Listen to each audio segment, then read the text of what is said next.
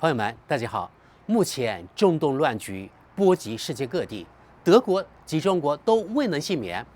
但讓我們再次明白，和平並非与生俱來的饋贈，更不是卑微妥協能換来的安穩。真正的和平源於硬核實力的守護。所以，我们今天能坐在電腦面前，或者躺在沙發上刷手機，對地球上很多人來說是一種遙不可及的夢想。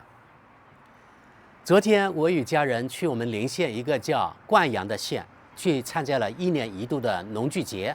所以呢，我今天在本期節目開始的時候，想說說我一些感想啊。首先，我們廣西這裡在農村並不富裕，但是呢，每家每戶幾乎都有自己2到3層的樓房，而且幾乎每家每戶都有自己的私家車。這裡的農民並不富裕，但是沒有人挨餓，沒有人飽受戰爭的摧殘，對吧？這點我認為呢是來之不易的。另外，昨天呢，我們去的路上走了去年剛剛完工的高速公路，這整個道路非常的平整，沿途的風景非常的漂亮。因為現在春天剛剛到來，冬天剛剛過去，所以呢，樹木都是一副生機盎然的景象，讓人心曠神怡。然後呢，我們到了灌陽縣的縣城，就是農具節那個舉行的地方，看到當地農民他們自制了很多農具還有用具，另外呢，打造了一些農具，他們拿到市集上去交換去賣，價格呢不是很高，讓我們覺得在這裡的生活成本不高。但是呢，凡事有2面性。另一方面呢，我也看到了在市集上有10元7斤的水果，10元7斤，那就是人民幣1.5元都不到。我不知道看咱們視頻的朋友有多少，你們自己或者是你們父輩那一代是農民啊？你們知不知道這1.4、1.5元1斤的水果有多少的汗水和勞動？在果樹開花之前要施肥，開花之後也許要打農藥，可能要打幾次農藥，否則顆粒無收。還要把水果摘下來拿到市集上去賣，最後拿到手的只有1.4、1.5元1斤。這非常傷農民自尊心的啊！我認為也是非常不尊重農民勞動的這個價錢。我們作為城裡人或者我們領工資的人，我們實現了水果自由。另外一方面要考慮到農民啊，他們1年辛辛苦苦種出來的東西，比如說我們回程的時候，我看見很多的水果還在樹上已經熟透了，農民們沒有摘下來，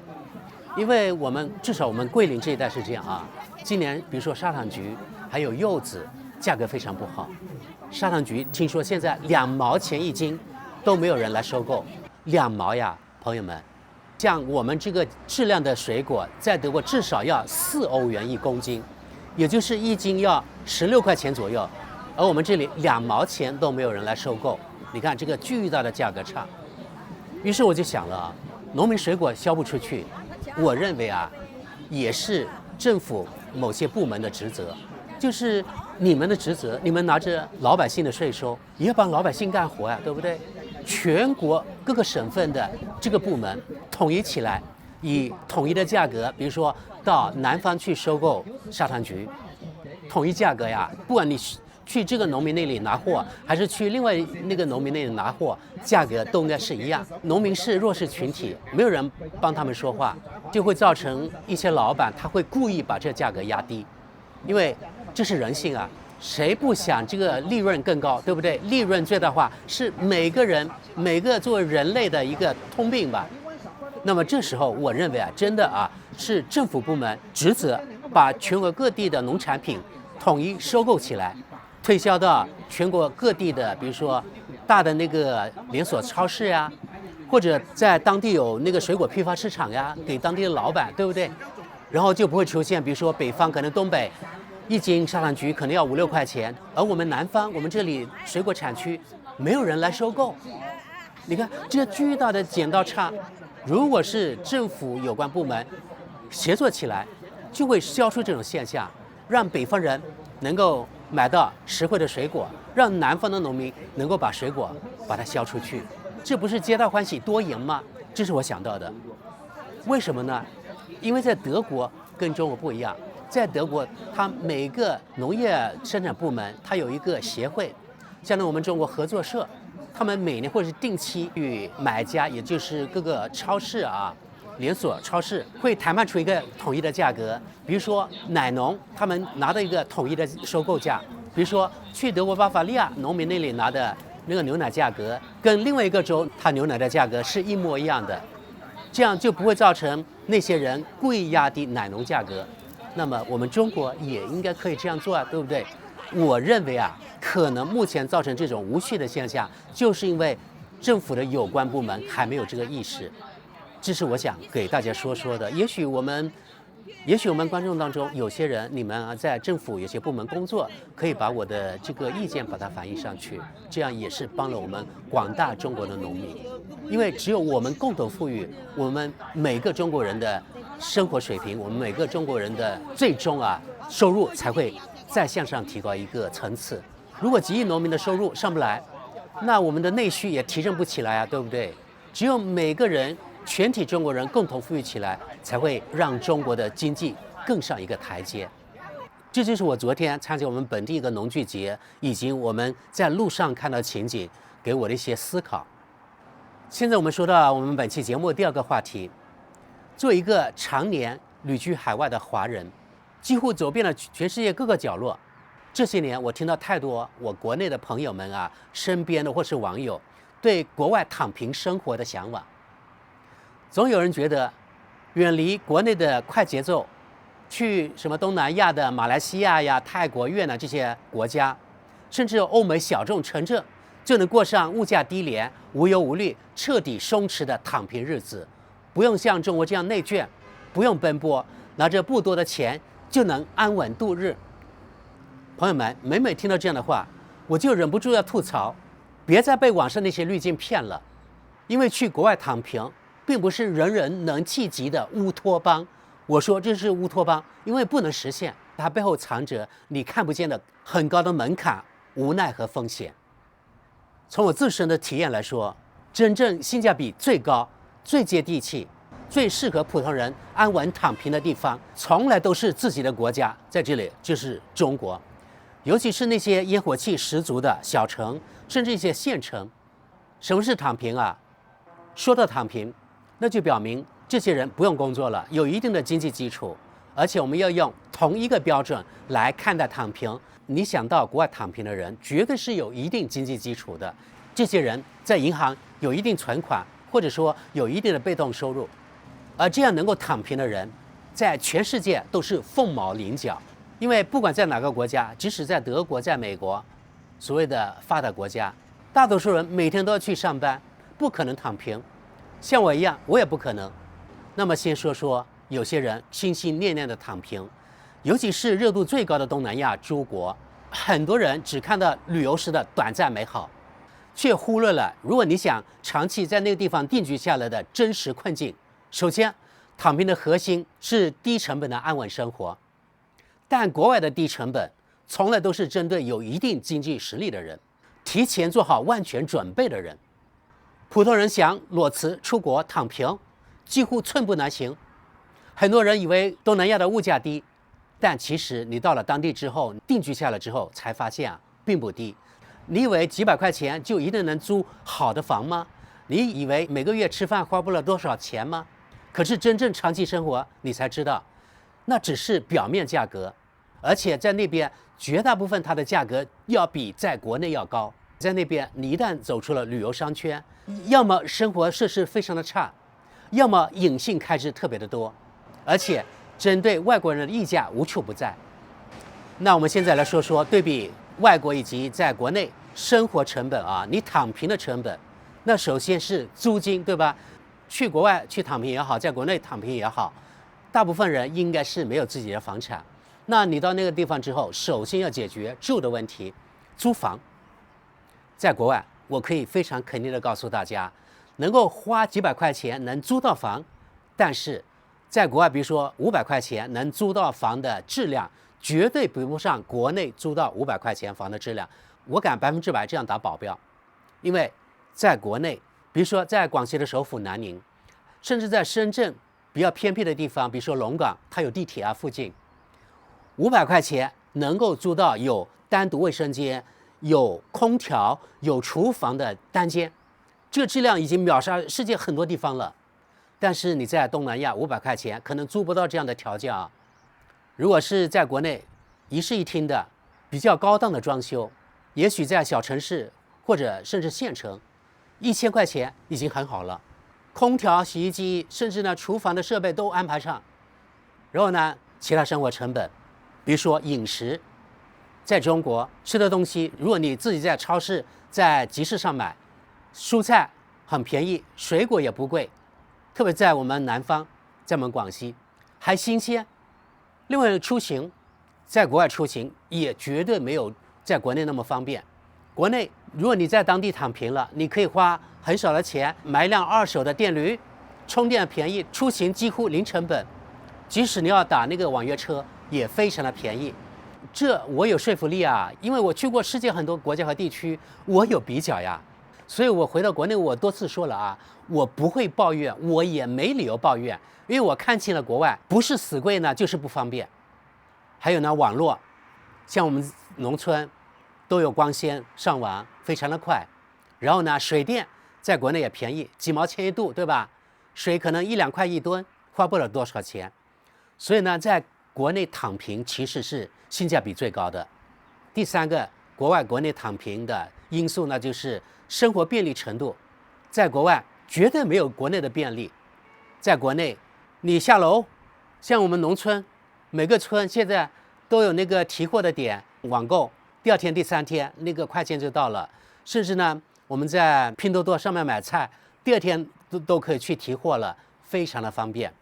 然後呢，你可以向當地的農民買菜呀，你給他們錢，也許他們不收呢，但是我覺得應該給他們錢，因為他們辛苦勞動，應該得到報酬。所以便利程度這一塊，國內絕對是秒殺世界任何的地方。還有第4個，你要考慮到語言。對呀，去東南亞也許你覺得很便宜，但是在那邊華人還是少數，也就是說你去了那邊之後，還是要說他們當地的語言，或者至少要說英語吧，對吧？英語不是他母語，英語也不是咱們母語，你說這個交流能夠通暢嗎？雖然現在有那個手機可以翻譯，但是通暢度來說，你在國內每個省區都暢通無阻，大部分人都會說普通話，所以呢，這交流在國內是絕對沒有問題的。而且不僅僅是那個交流的問題，還有個精神的寄託。那不是你的文化圈，你能夠理解當地的文化嗎？跟他有親近感嗎？所以我覺得我在國內啊，我有一種家的感覺。你到國外，那不是你的家，也不是你的國家，所以怎麼可能有家的感覺呢？另外呢，人是群居動物。雖然你說你到國外去躺平了，如果你不能跟當地的人做什麼深度交流，久了之後，其實那個所謂在國外躺平的地方，就像一個牢籠一樣，把你深深的鎖在那裡。第5個，對比國內和國外躺平啊，那就是治安，這讓我也是感受非常深。我可以非常肯定告訴大家，治安這一塊，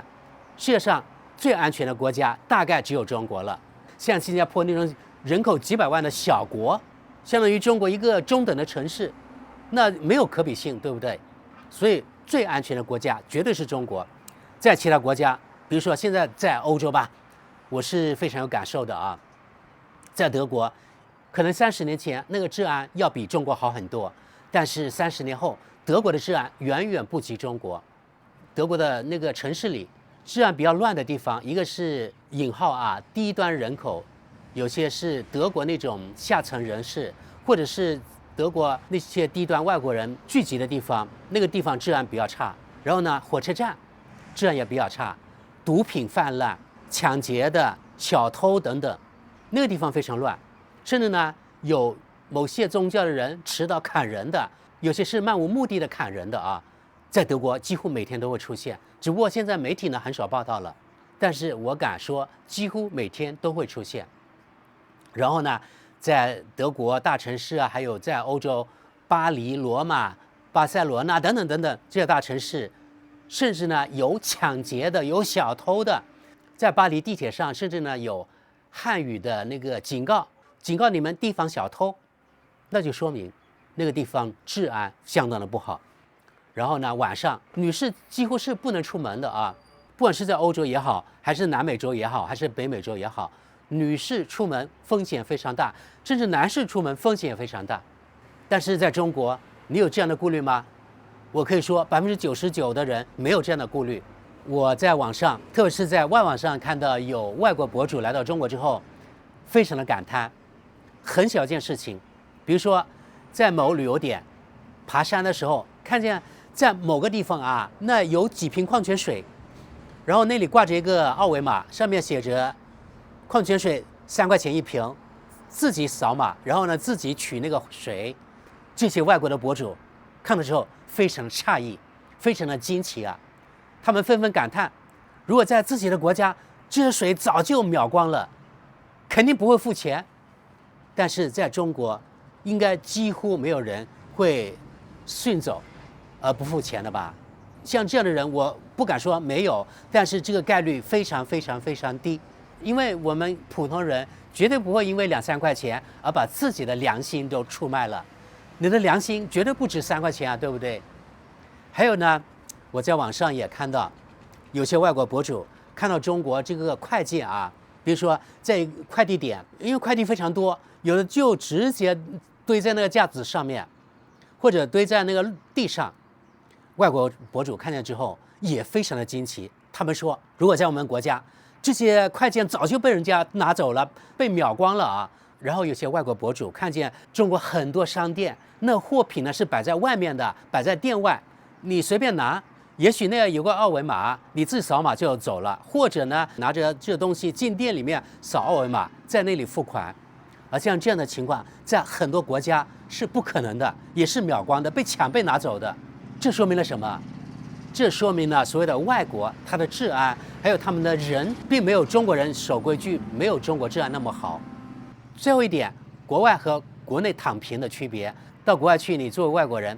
還有簽證的問題，對不對？即使免簽，但是免簽它只是對遊客短暫去的，比如說30天、90天的遊客，他們免簽啊，對不對？但你要想去那裡躺平長居，有簽證的問題。大部分其他國家行政效率也沒有中國高。比如說在德國，延簽辦簽證沒有幾個月。甚至我聽說在那個意大利，小半年、大半年那個簽證也辦不下來，這就是辦事效率的差距啊！在中國，也許是幾個小時，也許是當天就可以解決的問題，在國外要幾星期、幾個月。這點如果你適應了國內的高效率，你到國外會非常的抓狂。另外，在國外不僅有安全風險，還有種族歧視的風險，有些是顯性的，有些是隱性的。長期生活之後，你才會知道哦，在這個國家看上去很美好，但是呢，你作為少數族裔的人，你會受到排斥，受到歧視。所以說，朋友們啊，這真的是我肺腑之言。我認為最踏實、最舒心、最適合躺平的地方，始終是自己的祖國。國外的躺平看似自由的漂泊，國內小城的躺平是扎根故土的安穩，但是國內的躺平才是扎根故土的安穩。國外的低成本是充滿陷阱的表象，國內的低成本才是實實在在的福利。